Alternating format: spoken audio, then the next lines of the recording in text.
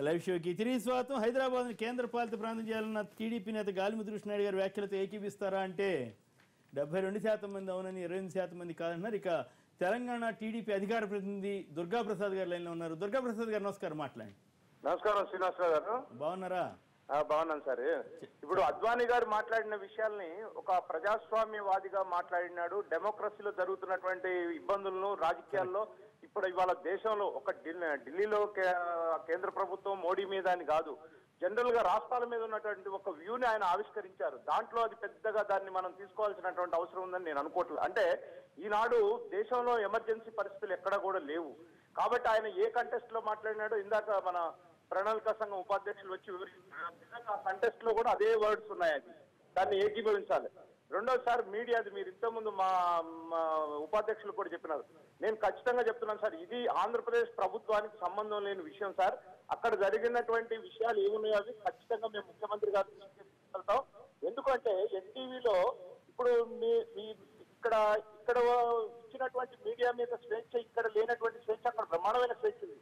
Telugu Desam party కానీ, Telugu Desam party అధినేత కానీ ఎన్నడూ కూడా మీడియాని ఇచ్చేయాలని మీడియాకు అత్యంత ప్రయారిటీ ఇచ్చి మీడియాని గౌరవించే వ్యక్తుల్లో ఆయన ఒకడు ఈ భారతదేశంలో. అట్లాంటప్పుడు ఇవాళ ఈ విషయం జరిగిందంటే ఎక్కడ లోపం జరిగిందో తప్పనిసరిగా ముఖ్యమంత్రి గారి దృష్టికి కూడా మేము తీసుకెళ్తాం. దీన్ని ఖచ్చితంగా రెక్టిఫై అయ్యేటట్టు చూస్తాం. అట్లేం లేదు, ఇది వ్యక్తులుగా చేసిందిగా భావిస్తున్నాం తప్ప ఇది పార్టీకి కానీ ప్రభుత్వానికి కానీ ఎలాంటి సంబంధం లేదు సార్. ఓకే, చాలా మంచి మాట చెప్పారు. ప్రభుత్వానికి సంబంధం లేకపోతే చాలా గొప్ప విషయమే, దాంట్లో అనుమానం లేదు. కానీ అని చెప్పి నేను యాక్చువల్గా నేనేమి దీని మీద చర్చ పెట్టాలని అనుకోలేదు, కానీ అనుకోకుండా శ్రీనివాసరావు యాక్చువల్గా మిత్రుడు చెప్పింది, సహచరుడు చెప్పింది వాస్తవం. ఇది నేను యాక్చువల్గా చెప్పదలుచుకుంది కూడా మధ్యలో కూడా ఇంటర్ఫీర్ కాకూడదని చేయలేదు. యాక్చువల్గా చంద్రబాబు నాయుడు గారి యొక్క నైజం మీకు తెలుసు. అది నుంచి కూడా ఎప్పుడు కూడా మీడియా అంటే ఒక ప్రత్యేకమైనటువంటి గౌరవం ఇస్తూ వాళ్ళందరినీ కూడా వాళ్ళ స్వాతంత్ర్యానికి ఎక్కడ కూడా భంగం కలిగించేటువంటి రీతి లేదు. ఎప్పుడు వారి యొక్క సహాయ సహకారాలను ఎప్పుడు కూడా తీసుకోవటం, అదేవిధంగా వారిని ఎప్పుడు కూడా గౌరవప్రదమైనటువంటి రీతిలో చేశారు. కానీ ఎప్పుడు కూడా కక్ష సాధింపు చేయాలనేటువంటి ఉద్దేశంతో కానీ, లేకపోతే ఇక్కడ తెలంగాణలో జరిగినటువంటి కొన్ని సంఘటనలు చూసాం. ఈ మధ్యకాలంలో జరిగినటువంటి పత్రికా స్వేచ్ఛని అణగదొక్కాలి, లేకపోతే వాళ్ళకి స్వేచ్ఛ ఉండకూడదు, వాళ్ళు గొంతు నొక్కాలనేటువంటి ఆలోచన ఎప్పుడు కూడా చంద్రబాబు నాయుడు గారు ఆయన జీవిత కాలంలో ఎప్పుడు నేను చూసినటువంటి సంఘటనలు ఎప్పుడు కూడా అత్యున్నతమైనటువంటి అత్యధికమైనటువంటి ప్రాధాన్యత.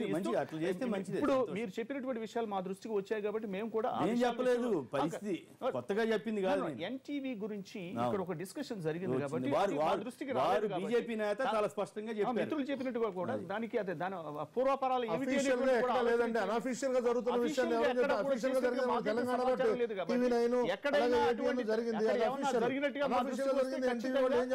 నాయకుడు చంద్రబాబు నాయుడు గారు దృష్టి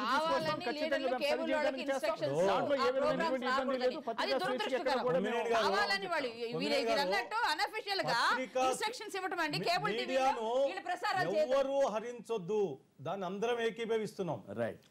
మీకు తెలంగాణలో మాత్రం మీడియాను మేము హరించినట్లుగా మీకు కనిపిస్తుంది. కుటుంబరావు గారు కానీ, పద్మరాజు గారు కానీ. ఏపీలో ఎన్టీవీని అన్ని పట్టణాల్లో బంద్ చేస్తే మాత్రం అది మీరు అక్కడ చేసింది చాలా బ్రహ్మాండమైన విషయం. తెలంగాణలో జరిగితే మాత్రం ఏదో ఒక టీవీ మీద దాన్ని మాత్రం మీరు పైకెత్తి చూపిస్తున్నారు. చేయబోట్లేదని చెప్పారు.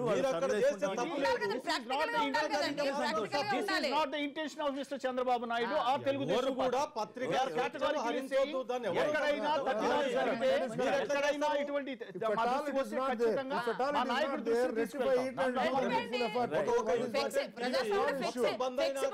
ముఖ్యమంత్రికి తెలవకుండా ఎట్లుంటదండి?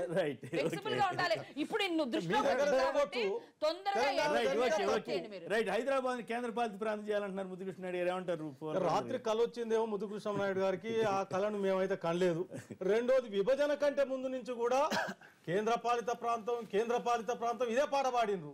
విభజన అయిపోయి ఎవరి పరిపాలన వాళ్ళు చేస్తుంటే ఇప్పుడు కేంద్ర పాలిత ప్రాంతం అంటే నిజంగా వారి కలొచ్చే మాట్లాడుతున్నట్టుంది.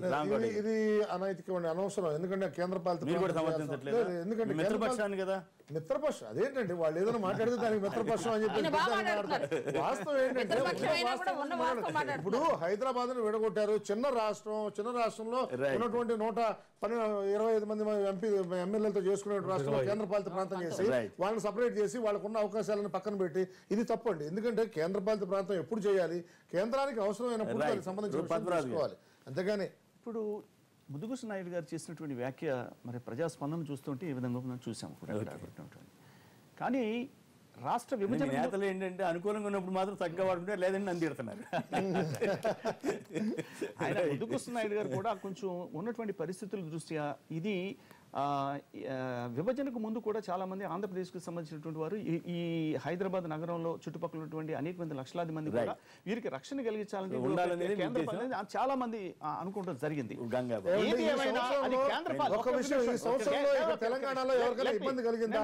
ఏం జరగలేదు. భారతీయ జనతా పార్టీ ఉంటున్నాం, మాకు ఎటువంటి ఇబ్బంది లేదు, ఎవరికి ఎటువంటి ప్రాబ్లం పరిస్థితులు మహిళకు కానీ ఒక మనిషి కానీ. కేసీఆర్ విషయంలో ఒక విషయం చెప్పాలండి, వాస్తవానికి ఒక విషయం చెప్పాలి. అతను కూడా సమస్యల్లోంచి బయటకు వస్తూ కరెంటు విషయాల్లో మిగతా విషయాల్లో చేసుకొస్తున్నాడు. వీళ్ళిద్దరూ కూడా అన్నదమ్ములు, ఒక కుటుంబంలో పెరిగి తెలుగుదేశం పార్టీలోంచి వచ్చినటువంటి వాళ్ళు. వీళ్ళ ఆలోచన సరళి, వాళ్ళ విధానం ఏ విధంగా ఉందంటే ఇద్దరు పోట్లాడుకుని వాళ్ళ రాష్ట్రాల అభివృద్ధికి ఆటంకపరచండి, మీకు సమన్వత దేశాన్ని అభివృద్ధి పదంలో తీసుకెళ్ళాలి. విభజన అయిపోయిందండి, ఇద్దరం తెలుగు వాళ్ళమే అక్కడ కానీ ఇక్కడ. ఆ విభజనలో దానికి కట్టుబడి ఉండాలి. 10 సంవత్సరాలు మాత్రం హక్కు ఉంది. 1 సంవత్సరం అయింది, ఇంకా 9 సంవత్సరాలు ఇది ఇద్దరికి కలిసిన క్యాపిటల్, అది వాళ్ళు ఫాలో అవ్వాలి. ఇది ప్రజల అభిప్రాయం మాత్రం ఇది యూటీ చేయాలని ఉంటుంది ప్రజా అభిప్రాయం. కానీ ఒక అగ్రిమెంట్ అయిపోయినప్పుడు వి హావ్ టు బౌండ్ దానికి. కాబట్టి దీనికి ఏంటంటే ప్రాంతం అని ముద్దుకృష్ణ నాయుడు మాట్లాడడానికి ఏదైనా ఒక కారణం చూపించాలి. రైట్. ప్రశాంతమైన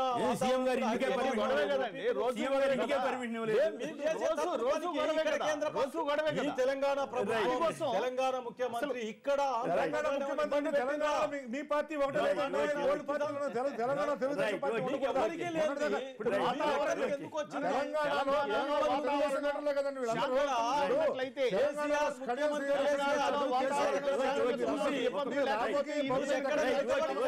చెప్పి భయానికి కేంద్ర పాలిత ప్రాంతం అంటున్నారు తప్ప ఎవరికండి?